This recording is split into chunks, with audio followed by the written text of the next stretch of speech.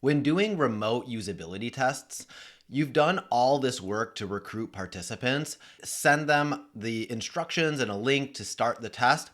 You're not sitting right next to them. You don't know when they're going to start, how much time they have. The best bet is once they start one of your tests, if you have a line of multiple tests, we want to be able to keep them rolling through the first, second, third, all the way to the end of the tests. And so inside the UX feedback app, there is now a next activity area. And in here, you can choose what the next activity should be. So when somebody completes, say, this campus tools, we're going to say that they're going to go on to this resources area. We can put in some additional instructions that they see to decide if they want to continue on. So let's save that configuration. Now, after they start the first activity, they're going to do this activity. Once they finish adding their feedback, they now get this next activity prompt where it has your message and they can decide if they want to exit out or start the next activity. When they start that next activity, it'll go right into the next activity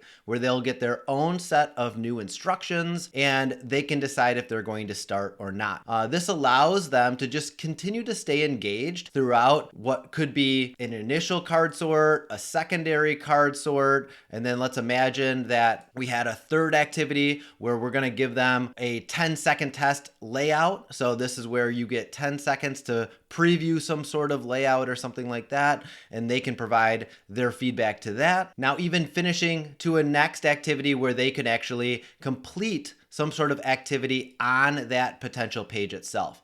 This allows you to keep them engaged throughout the entire process and be able to progressively give them more and more details about the activity